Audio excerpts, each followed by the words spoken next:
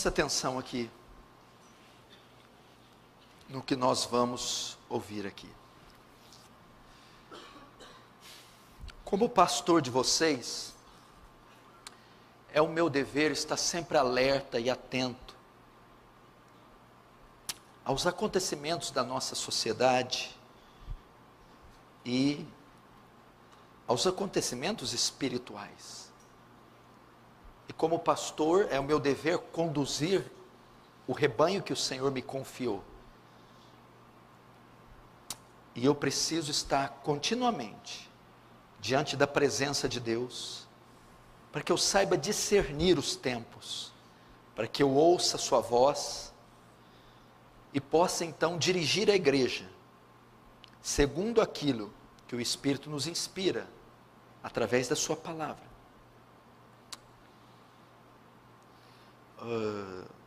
Um pastor norte-americano chamado Walt Bauckham, ele escreveu um livro sobre casamento. Ele diz que um dos ofícios que o homem deve ter para se casar deve ser o ofício do profeta. Profeta no Antigo Testamento era que espécie de homem? Era um homem que ia até Deus e ele ficava continuamente diante de Deus, recebia a palavra de Deus e após recebê-la ia diante do povo e comunicava ao povo a mensagem, a palavra de Deus.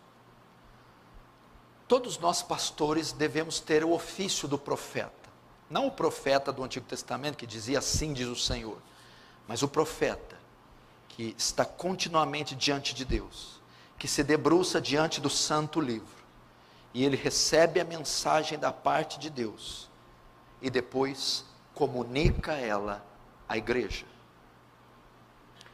E eu procuro fazer isso.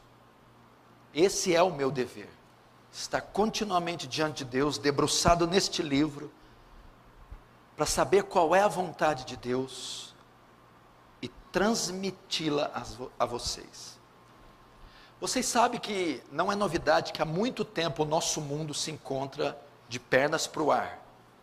Ele tem passado por muitas transições e muitas mudanças. E no nosso país não é diferente. Talvez o nosso país seja um dos que mais tem sido afetado por essas mudanças. Principalmente neste último semestre, neste ano de 2018. Você vê o que nossa nação tem passado. Nessa última semana, você viu, os jornais do Brasil e do mundo todo noticiaram o atentado que o candidato a presidente da República, Jair Bolsonaro, sofreu. Um atentado de morte, em uma passeata na cidade de Juiz de Fora.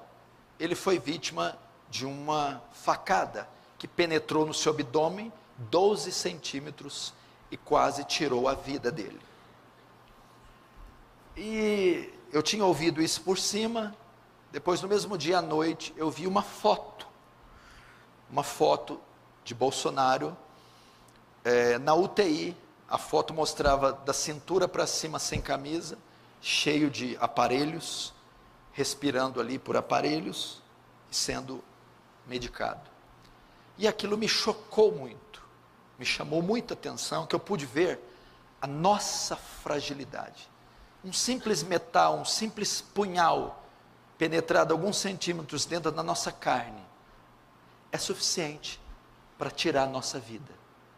E eu vi que podia ser eu vi o inseto que eu sou, uma coisa de nada, põe fim à nossa história inteira, bota a gente 7 palmos debaixo da terra. Só que isso trouxe mais.